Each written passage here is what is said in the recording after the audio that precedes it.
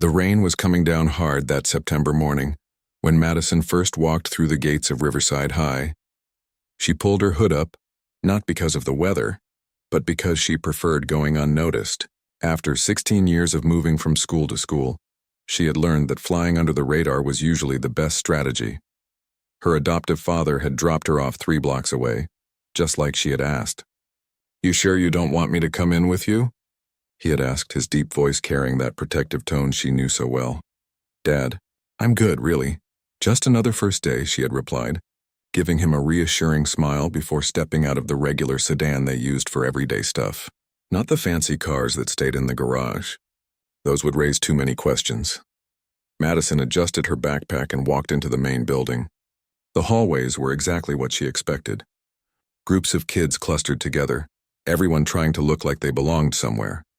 The walls were covered with posters about homecoming, football games, and various club meetings. Normal high school stuff. She liked normal. The principal's secretary had given her a schedule, a locker combination, and a tired smile. "Welcome to Riverside, honey. Your first class is AP History with Mr. Chen. Room 203 up the stairs and to the left." Madison nodded, memorized the locker number, and headed upstairs. She was good at memorizing things. Her dad always said she had his memory, even though they weren't related by blood. It was one of those jokes they shared. Room 203 was already half full when she walked in. The teacher, a young man with glasses and an enthusiastic smile, waved her over. "You must be our new student. Class, we have someone joining us today." This was the part she hated, standing in front of everyone, being studied like some kind of specimen. She kept it simple. "I'm Madison. Just moved here from Atlanta." That was partly true. They had lived in Atlanta 2 years ago. "Welcome, Madison. Take any open seat," Mr. Chen said kindly. She chose one in the middle, not too far back where the troublemakers usually sat, not too far front where the eager students claimed their territory. Middle was safe. Middle was invisible. The morning passed without incident. She ate lunch alone in the library, reading a book about ancient Rome. The librarian, an older woman with silver hair, had smiled at her but didn't try to make conversation. Madison appreciated that. It was during 5th period biology when things shifted. She was walking to her lab table when someone stuck their foot out. She saw it coming and stepped over it smoothly, but she heard the disappointed grunt from whoever had tried to trip her. "Nice reflexes," a voice said behind her. She turned to see a boy, probably a senior, with blonde hair and the kind of build that screamed varsity athlete. His Letterman jacket confirmed it. Football, of course. Madison said nothing, just continued to her seat. She had dealt with guys like this before. They fed on attention, on reactions. Give them nothing, and usually they moved on to easier targets. But this one was persistent. "I'm Tyler," he said, sitting on her lab table even though his assigned seat was across the room. "I kind of run things around here. Thought you should know." "Okay," Madison said simply, pulling out her notebook. Tyler seemed thrown off by her lack of interest. He was probably used to girls either swooning over him or being intimidated. Madison was neither. "You're that new girl from Atlanta, right? What brings you to our little town?" "Family stuff," she replied, keeping her eyes on her notebook. Tyler leaned in closer. "You're not very friendly, are you?" "I'm here to learn," Madison said calmly. "Could you please get off my table?" Class is starting. A few students had noticed the interaction now. Some were watching with interest, others with something that looked like sympathy. One girl at the next table mouthed sorry to Madison when Tyler wasn't looking. The teacher, Mrs. Peterson, walked in just then. "Tyler, your seat is over there. Move now." Tyler slid off the table slowly, making a show of it. As he passed Madison, he whispered, "We're not done, new girl." Madison had heard threats like that before. Usually, they were just words. Boys like Tyler liked to feel powerful, and making others feel small was how they did it. She focused on the lesson, took detailed notes, and ignored the feeling of eyes on the back of her head. After school, she waited in the parking lot for her dad to pick her up. She had told him she would take the bus, but he insisted on picking her up for the first week at least. "Just until you get settled," he had said. While she waited, she saw Tyler again. He was with a group of friends, all wearing matching Letterman jackets. They were laughing loudly, shoving each other in that way teenage boys did when they were trying to impress someone. A group of girls stood nearby, pretending not to watch. Tyler spotted her and nudged his friends. They all looked her way. Madison kept her face neutral. scrolling through her phone like she hadn't noticed them. "Hey, Atlanta," Tyler called out. She didn't respond. "I'm talking to you." Still nothing. Madison had learned long ago that engaging with bullies only gave them what they wanted. Her dad had taught her that. "Sometimes the strongest thing you can do is nothing at all," he always said. Tyler started walking toward her, his pack following. But just then, a familiar sedan pulled up. Madison quickly got in. "How was your first day, sweetheart?" her dad asked, his eyes catching Tyler and his friends in the rearview mirror. "It was fine," Madison said, buckling her seatbelt. "Just the usual first day stuff." Her dad studied her face. He always could tell when something was bothering her, even when she tried to hide it. "Anyone giving you trouble?" "Nothing I can't handle," she assured him. He nodded slowly, but she could see his jaw tighten slightly. "You know you can tell me if—" "Dad, I know. Really, it's okay. Just some kid trying to assert dominance. Classic high school behavior. It'll pass." As they drove home, Madison thought about Tyler and his crew. She had dealt with bullies at other schools. Most of them got bored when you didn't react. But something about Tyler seemed different. There was a meanness in his eyes that went beyond typical teenage posturing. That night at dinner, her dad asked more questions about school. She told him about her classes, her teachers, the library. She mentioned making sure to eat lunch somewhere quiet. She didn't mention Tyler. "You know," her dad said, cutting into his steak, "I could talk to the principal. Make sure everyone knows to look out for you." "Please don't," Madison said quickly. "That would just make things worse. I need to handle this my way. Blend in, remember?" That was the whole point of using Mom's last name for school registration. Her adoptive mother reached over and squeezed her hand. "We just worry about you, baby. It's not easy being the new kid." "I know," Madison said, "but I've done this before. I'll be fine." Later that night, lying in bed, Madison thought about the day. She had hoped Riverside would be different. That maybe, just maybe, she could finish her last 2 years of high school without drama. But boys like Tyler existed everywhere. They thought the world belonged to them, that everyone else was just supporting characters in their story. She pulled out her phone and saw she had a text from an unknown number. "You made a mistake today, new girl. I don't like being ignored." Madison deleted the message without responding. She had been through worse. Tyler was just another obstacle to navigate, another test of her patience and restraint. What Tyler didn't know was that Madison had been taught by the best how to handle bullies. Her dad had faced them his whole life, before he became who he was now. He had taught her that true strength wasn't about fighting back. It was about knowing when to fight and when to walk away. For now, she would walk away. But Madison had a feeling Tyler wouldn't let it be that easy. 3 weeks had passed since Madison's first day at Riverside High, and things had gotten progressively worse. What started as occasional harassment had turned into a daily routine. Tyler and his friends had made her their primary target, and it seemed like the whole school was watching to see what would happen next.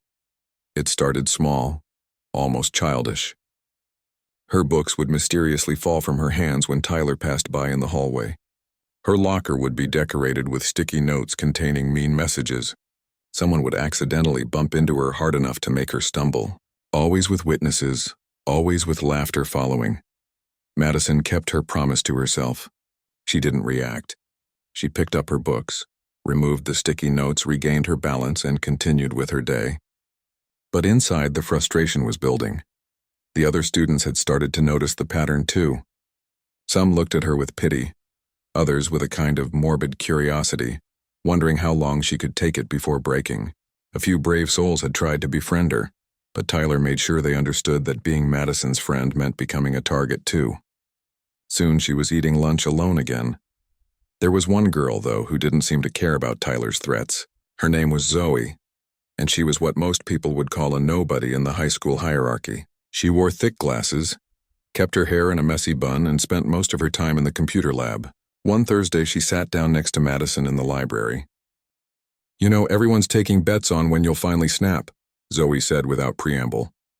Madison looked up from her book. "Are they?" "Yep. Most people give you another week. I've got money on you lasting the whole semester." Despite everything, Madison almost smiled. "Thanks for the vote of confidence." "Tyler's a jerk," Zoe continued, pulling out her own lunch. "Has been since middle school. His dad owns half the businesses in town, so he thinks he's untouchable." I've dealt with worse, Madison said quietly. Zoe studied her for a moment. You know, most people would have already reported him or fought back or transferred schools by now. Fighting back just makes it worse, Madison replied. And I'm not running away. Respect, Zoe said, taking a bite of her sandwich. But you should know, Tyler doesn't usually give up. Last year, he made this kid Christopher's life so miserable that his family actually moved. Madison felt her jaw tighten. Well, I'm not Christopher. That afternoon, things escalated.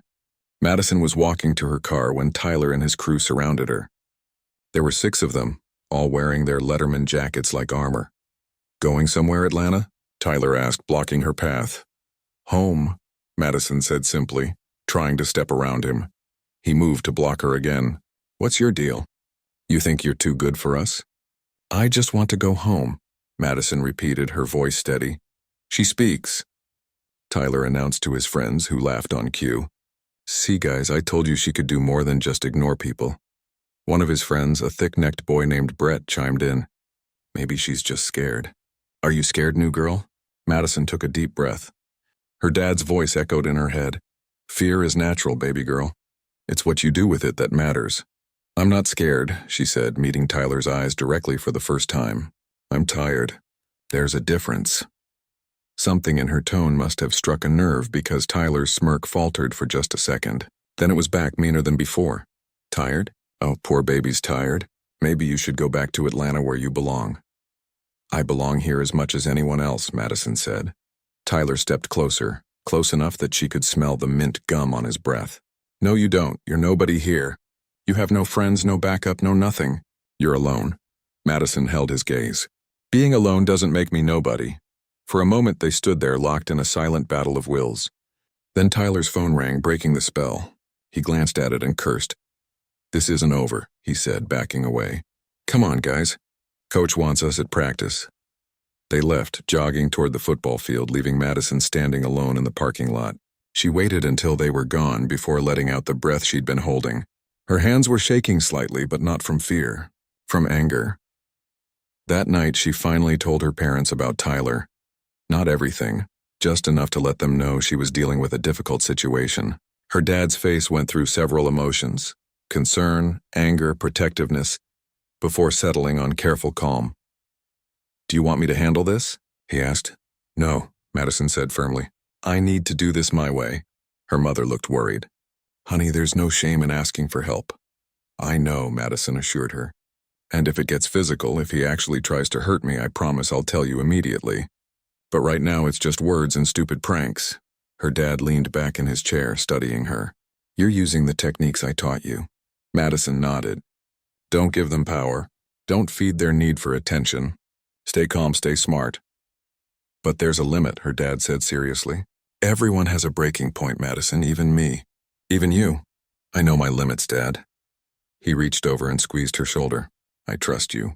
But the second this crosses a line, the second you feel unsafe, you tell me. Promise? Promise, Madison said. The next day was Friday, and the harassment continued. This time, Tyler had recruited some of the girls to join in.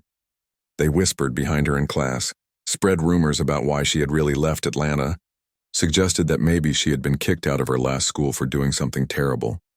Madison heard it all and said nothing. She took her tests, answered questions when teachers called on her, and maintained her straight-A average. If anything, the bullying had made her more focused on her studies. It was something she could control. During lunch, Zoe found her again. You know the whole school is talking about you, right? I figured, Madison said. They're making up all kinds of stories. Someone said you were in juvenile detention. Someone else said your parents are in witness protection. Madison almost laughed at that one. If only they knew how close and yet how far from the truth they were. Let them talk, she said. Zoe shook her head. You're either the strongest person I've ever met or the most stubborn. Maybe both, Madison replied. That afternoon in biology, Tyler took things to a new level. While Mrs. Peterson was writing on the board, he accidentally knocked over Madison's water bottle, soaking her notebook and textbook. The water spread across the table and onto her lap. Oops, Tyler said loudly, drawing everyone's attention. So clumsy of me. Mrs. Peterson turned around. What happened? Just an accident, Tyler said with fake innocence. I'll help clean it up. He grabbed some paper towels and made a show of helping, all while smirking at Madison. She sat there, water dripping from the table onto her jeans, her ruined notebook in front of her, and still she didn't react the way he wanted. "It's fine," she said calmly, taking the paper towels from him. "I've got it." Tyler leaned in close while pretending to help. "How long do you think you can keep this up?" he whispered. "Everyone breaks eventually." Madison looked him straight in the eye. "Longer than you think." After school, she sat in her car for a moment before driving home. Her notebook was ruined, her jeans were still damp, and she was tired. So tired. But she wouldn't give Tyler the satisfaction of seeing her break. She pulled out her phone and typed a message to her dad. "It's getting worse." His response was immediate. "Do you need me to step in?" She thought about it for a long moment before typing back, "Not yet, but soon maybe." As she drove home, Madison thought about what Zoe had said. Maybe she was stubborn, but she had learned from the best that sometimes standing your ground was the only option, even when the whole world seemed against you. Tyler thought she was alone and powerless. He had no idea how wrong he was. Monday morning arrived with dark clouds that matched Madison's mood. She had spent the weekend trying to salvage her water-damaged textbook and rewriting her biology notes from memory.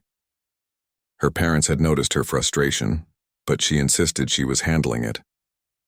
As she walked into school, something felt different. The usual whispers and stares were there, but there was an electric tension in the air, like everyone was waiting for something to happen. She found out what, during second period, someone had created social media accounts using her name and photo, posting embarrassing made-up stories about her past. The posts were spreading through the school like wildfire. Students were looking at their phones and then at her, some laughing, others looking uncomfortable. Zoe found her between classes. "Madison, have you seen—" "I've seen it," Madison said quietly. She had discovered the fake accounts during first period when someone had shown her their phone with barely concealed glee. "This is illegal," Zoe said. "You could report this to the police." "I could," Madison agreed. "But that's probably what he wants. To see me run to the authorities like a scared little kid." "This is beyond normal bullying," Zoe insisted. "This is harassment, defamation, cyberbullying." Madison knew Zoe was right. Tyler had crossed a line. But she also knew that involving the police would mean involving her parents fully, which would mean her dad would get involved, which would mean their carefully maintained privacy would be shattered. During gym class, things came to a head. They were playing basketball, and Madison was actually good at it. Her dad had taught her well, spending countless hours shooting hoops with her in their backyard. She was making shots, playing defense, actually enjoying herself for the first time in weeks. That's when Tyler decided to join the game. He wasn't supposed to be there. The seniors had gym at a different time, but somehow he had gotten permission to make up a class. He joined the opposing team, and suddenly the game changed. Every time Madison got the ball, Tyler was there, playing way too aggressively for a casual gym class game. He was pushing, shoving, using his size advantage to intimidate her. The gym teacher, Coach Johnson, seemed oblivious, or maybe he just didn't want to see. Madison kept playing, refusing to be intimidated. She used her speed and agility to work around Tyler, even scoring a few baskets despite his aggressive defense. This seemed to make him angrier. Then it happened. Madison was going for a layup when Tyler came from behind, shoving her hard in the back. She went flying, hitting the ground with a sickening thud. Pain shot through her wrist as she tried to break her fall. The gym went silent. Everyone stopped playing, staring at Madison on the ground and Tyler standing over her. "Oops," Tyler said, but his voice was cold. "Guess you should watch where you're going." Madison pushed herself up with her good hand, her right wrist throbbing. She could already tell it was sprained, maybe worse, but the pain in her wrist was nothing compared to the rage building inside her. She stood up slowly, facing Tyler. The entire gym class had formed a circle around them, phones out, recording everything. "That's enough," she said, her voice carrying across the silent gym. Tyler smirked. "What are you going to do about it? Finally going to fight back? Or are you going to run home to Mommy and Daddy?" Madison took a deep breath. Her dad's voice echoed in her mind. "There comes a time when walking away isn't enough. When someone pushes you to the ground, sometimes you need to show them you won't stay down." "I'm giving you one chance," Madison said, her voice steady despite the pain. "Apologize, delete those fake accounts, and leave me alone. This is your only warning." Tyler laughed and his friends joined in. You're warning me? You're nobody. You have no power here. Coach Johnson finally seemed to notice something was wrong. What's going on here? Madison fell, Tyler said smoothly. I was just trying to help her up. Several students started to speak up to say what really happened, but Tyler's glare silenced them. Madison realized that Tyler's power wasn't just about his family's money or his position on the football team. It was about fear. Everyone was afraid of becoming his next target. I need to go to the nurse, Madison said to Coach Johnson, holding her injured wrist. Brett, walk her there, the coach said, pointing to one of Tyler's friends. I'll go alone, Madison said firmly, walking out of the gym with as much dignity as she could manage. The nurse examined her wrist, confirmed it was badly sprained, and called her parents. Madison sat on the medical bed, ice on her wrist, waiting for them to arrive. She knew this was it. The breaking point her dad had talked about. Her phone buzzed. Another unknown number. Should have stayed down. This is just the beginning. Madison deleted the message and made a decision. She opened her phone's camera and started recording herself. My name is Madison. I'm a student at Riverside High. For the past month, I've been systematically bullied by Tyler Morrison and his friends. I've been pushed, harassed, had my property destroyed, and now physically assaulted. I've tried to handle this quietly, tried to ignore it, tried to take the high road. But today, Tyler Morrison pushed me to the ground and injured my wrist during gym class. In front of 30 witnesses. She held up her wrapped wrist to the camera. I know most of you won't share what you saw because you're afraid of becoming his next target. I understand that fear. But I'm done being afraid. I'm done being silent. And Tyler, if you're watching this, remember that I gave you a chance to apologize and make this right. You chose not to take it. She stopped recording but didn't post it. Not yet. 20 minutes later, her mother arrived, took one look at Madison's face and wrapped wrist, and her expression went from worried to furious. That's it, her mother said. We're going to the principal right now. Mom, no, Madison. This has gone far enough. You've been patient, you've been strong, but this is assault. This boy hurt you. They went to the principal's office, where Principal Roberts listened to Madison's story with what seemed like genuine concern. But when Madison mentioned Tyler's name, she saw the principal's expression change slightly. These are serious accusations, Principal Roberts said carefully. Tyler Morrison is one of our star students. I find it hard to believe.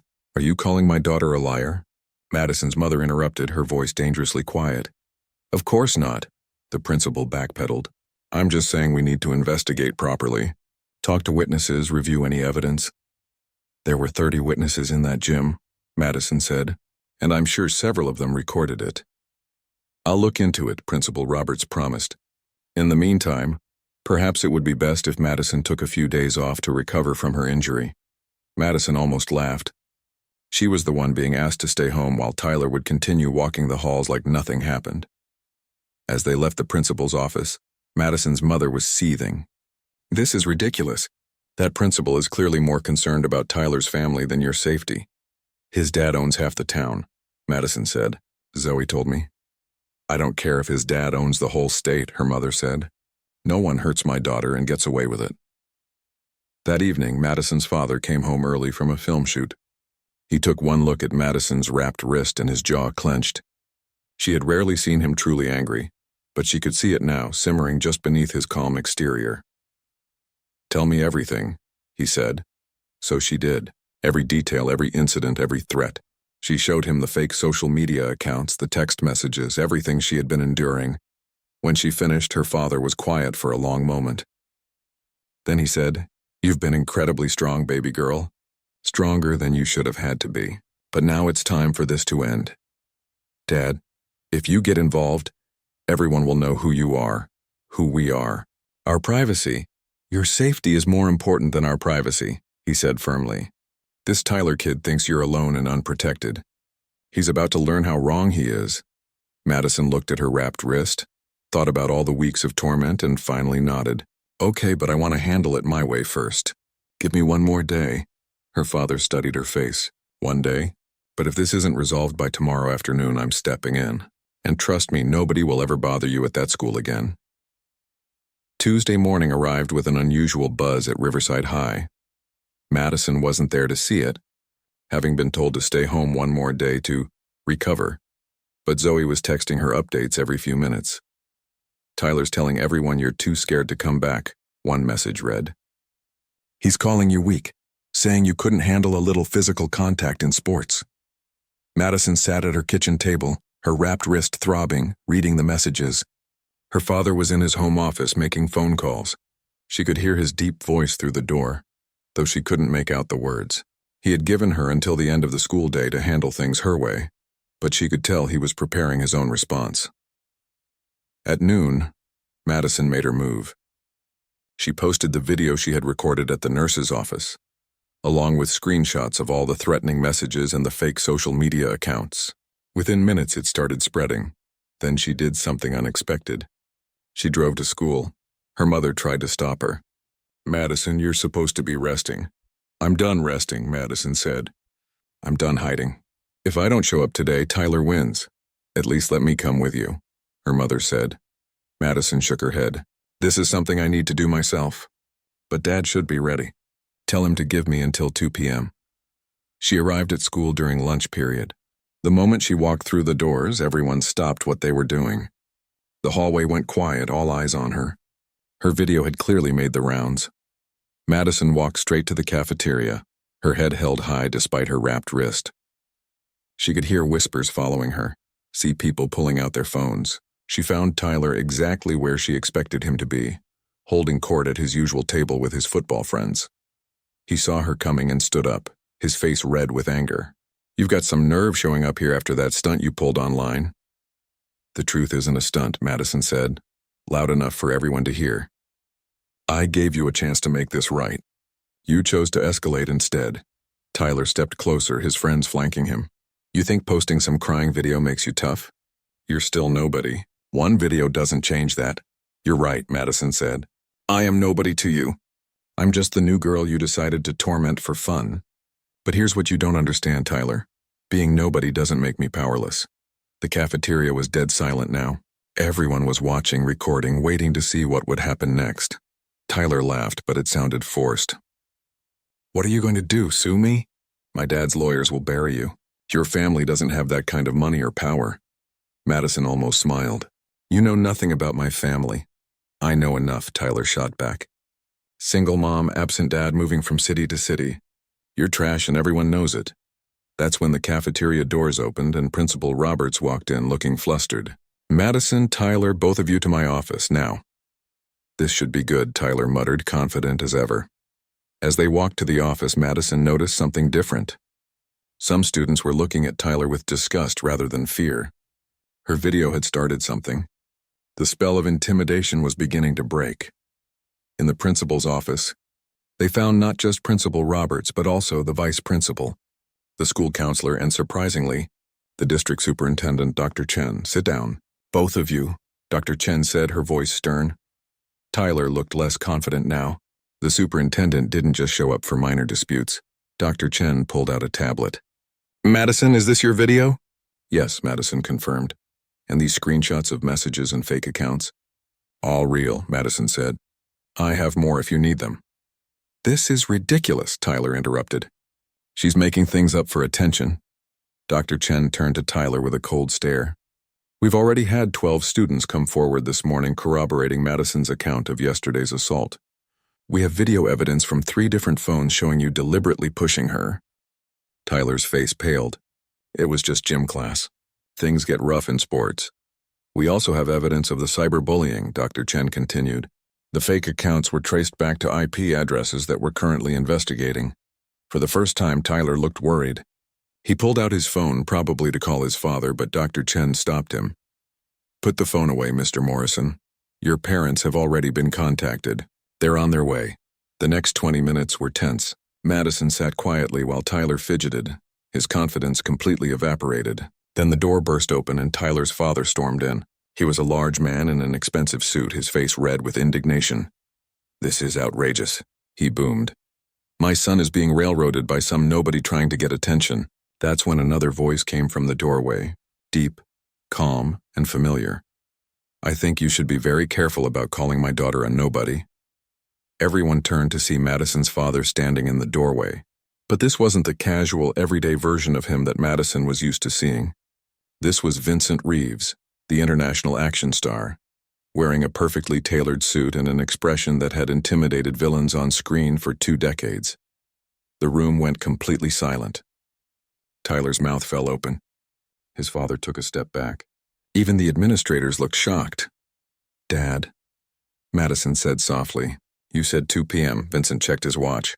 "It's 1:58. I'm early." He walked into the room, his presence commanding attention without effort. "Now let's discuss how this school has allowed my daughter to be systematically harassed and physically assaulted for over a month." Tyler's father tried to recover. "Vincent Reeves? She's your adopted daughter, yes," Vincent said, sitting down next to Madison. "We've tried to keep our family life private. Let Madison have a normal high school experience." Clearly that was a mistake. He pulled out his phone and showed it to Dr. Chen. "This is my lawyer. He's prepared to file charges for assault, harassment, cyberbullying, and defamation. We have a compelling case, especially given the school's failure to protect Madison despite multiple incidents." Principal Roberts started to speak, but Vincent held up his hand. "I'm not finished. I also have a film crew outside, ready to document this story for a documentary about bullying in American schools. Imagine the publicity. School ignores systematic bullying until celebrity parent intervenes." Not a great look for Riverside High. Tyler was shrinking in his chair. His father's face had gone from red to pale. "However," Vincent continued, "my daughter has asked me to consider an alternative resolution." "Madison?" Madison looked at Tyler. "I don't want to ruin your life, Tyler. I just wanted you to stop. So here's my offer. You publicly apologize in front of the whole school. You delete all the fake accounts and posts. You attend mandatory counseling for bullying behavior. And you stay away from me and any other student you've targeted. Completely." "That's it?" Tyler's father asked, surprised. "No," Vincent added. "Your son will also do 200 hours of community service at an anti-bullying organization. And if he ever harasses another student at this school, we proceed with all charges." Dr. Chen nodded. "The school will also be implementing a zero-tolerance bullying policy with real consequences. Mr. Morrison, your son is suspended for 2 weeks, and when he returns, he'll be on strict behavioral probation." Tyler's father started to protest, but Tyler grabbed his arm. "Dad, stop, just stop." For the first time, Tyler looked directly at Madison. "I'm sorry," he said quietly. "I'll do everything you asked." Madison nodded. "That's all I wanted." As they left the office, Vincent put his arm around Madison's shoulder. "You handled that with more grace than I would have." "You taught me that," Madison said. "Real strength isn't about destroying your enemies. It's about knowing when to show mercy." Word had already spread through the school. Students were lined up in the hallways, staring in amazement. Some were taking pictures. Others were clapping. Madison kept walking, not enjoying the attention but understanding it was inevitable now. So he ran up to them. "Madison, oh my God, your dad is Vincent Reeves. This is insane." Madison smiled at her friend. "Yeah, surprise." As they reached the parking lot, Vincent turned to Madison. "You know our quiet life is over now." "I know," Madison said. "But maybe that's okay. Hiding who we are didn't protect me. Maybe being open about it will protect others." Vincent hugged his daughter carefully, mindful of her injured wrist. "I'm proud of you, baby girl. You stood up for yourself the right way." "I learned from the best," Madison said, hugging him back. The next morning, Madison stood in front of her bedroom mirror, adjusting her backpack strap around her still-wrapped wrist. Everything had changed in 24 hours. Her phone hadn't stopped buzzing with messages, friend requests, and interview requests from local news stations. She had ignored them all. "You don't have to go back today," her mother said from the doorway. "You could take a few more days, let things settle down." "That's exactly why I need to go back," Madison replied. "If I hide now, it sends the wrong message." Her father appeared behind her mother. "The media might be there. Word has gotten out." Madison turned to face them. "I know, but running from attention would be just another form of letting bullies win. The media attention, the sudden popularity, it's just another challenge to navigate." Vincent smiled proudly. "That's my girl. Want me to drive you?" "Actually, yes," Madison said. "But in the regular car. And drop me off at the normal spot 3 blocks away." Her parents exchanged glances. "Madison, everyone knows now," her mother pointed out. "I know, but I'm still me." I don't want to show up in a motorcade like I'm someone special. I'm just a student who stood up to a bully. The drive to school was quiet but comfortable. As they approached the drop-off spot, Vincent turned to his daughter. You know things won't be easy, right? Some people will try to be your friend for the wrong reasons now. And others will resent me for who you are, Madison added. I know, Dad. But at least now I can face it all as myself, not hiding behind a half-truth. She got out of the car and walked the 3 blocks to school. There were indeed news vans parked outside, but security was keeping them off school property. Madison walked past them with her head up but didn't stop for questions. Inside, the hallway atmosphere was completely different.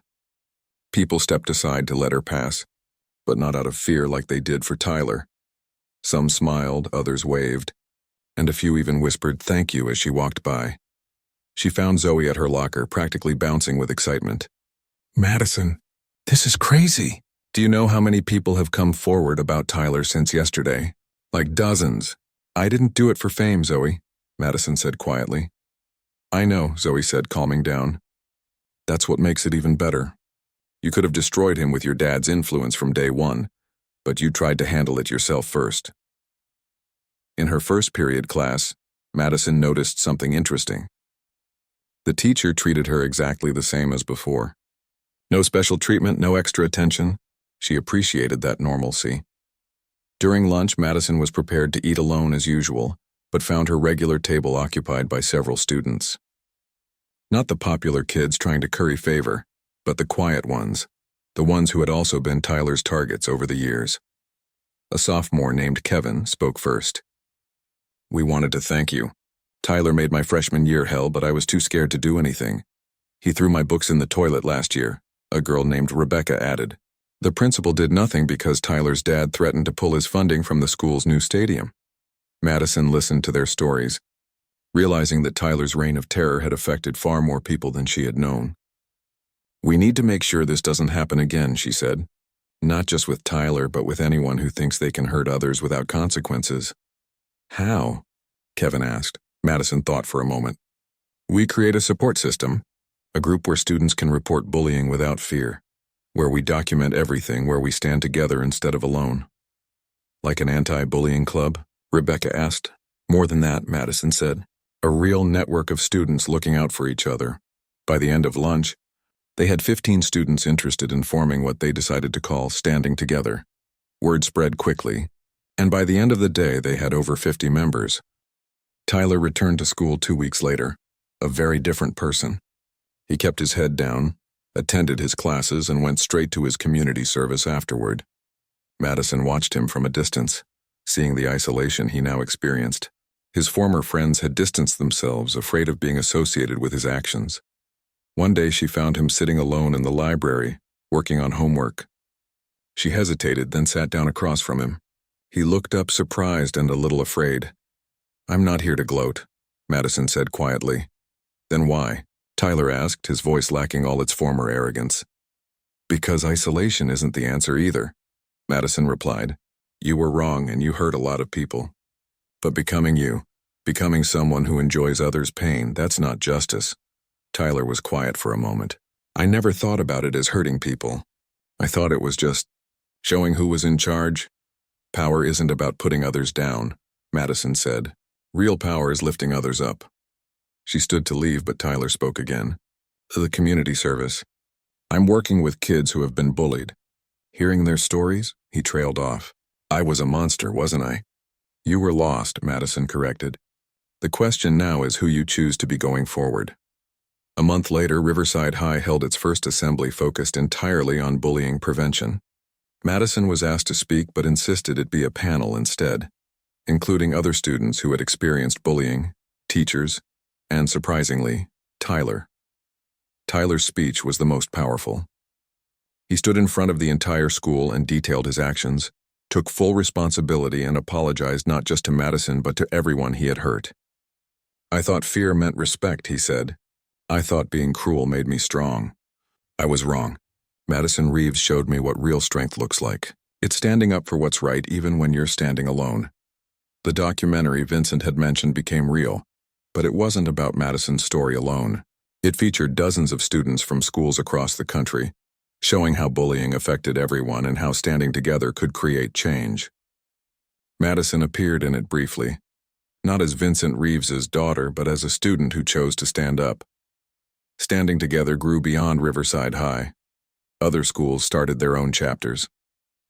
Madison received letters from students across the country who had found courage in her story. She answered every one, always emphasizing that the strength had to come from within. Zoe became her closest friend and the co-leader of Standing Together. "You know, when you first got here, I bet money on you lasting the semester without breaking. I never imagined you'd change the whole school instead." "I didn't change it alone," Madison reminded her. "Change happened when everyone decided they'd had enough." Tyler completed his community service but continued volunteering at the anti-bullying organization. He and Madison were never friends, but they reached an understanding. He even joined Standing Together, using his story as a former bully to help others understand the mindset and how to break the cycle. Principal Roberts retired early, and Dr. Chen appointed a new principal who implemented real anti-bullying policies with actual consequences. The culture at Riverside High slowly shifted. It wasn't perfect, but students felt safer speaking up. Madison's senior year was different from what she had imagined. She was known, yes, but she worked hard to be known for her own actions rather than her father's fame. She tutored younger students, led Standing Together, and maintained her excellent grades. At graduation, Madison was chosen to give a speech. She stood at the podium looking out at her classmates, their families, and yes, her famous father in the audience, recording with his phone like any proud parent. 2 years ago, I came to Riverside High hoping to be invisible, she began. I thought staying quiet, staying hidden was the safest path. I was wrong. Safety doesn't come from hiding. It comes from standing up, speaking out, and standing together. She looked at Tyler, sitting with his class. We all have the capacity to hurt others, and we all have the capacity to help others. The choice we make defines who we are. My father taught me that real strength isn't about fighting. It's about knowing when to fight and when to show mercy. It's about protecting those who can't protect themselves. And most importantly, it's about using whatever power you have, whether it's fame, influence, or just your voice, to make things better for others. She concluded with, each of us will face bullies in our lives, in school, and work, in the world. But if we stand together, if we refuse to be silent, if we choose courage over fear, then we can create a world where no one has to face their bullies alone. The applause was thunderous. Madison walked off the stage and into her parents' arms. Proud of you, baby girl, Vincent whispered. As Madison looked around at her celebrating classmates, she realized that what had started as the worst experience of her life had transformed into something powerful. She had learned that sometimes the greatest strength comes not from avoiding conflict, but from facing it with grace, courage, and compassion. The girl who had wanted to be invisible had become a beacon for others, and that, Madison thought, was worth everything she had endured.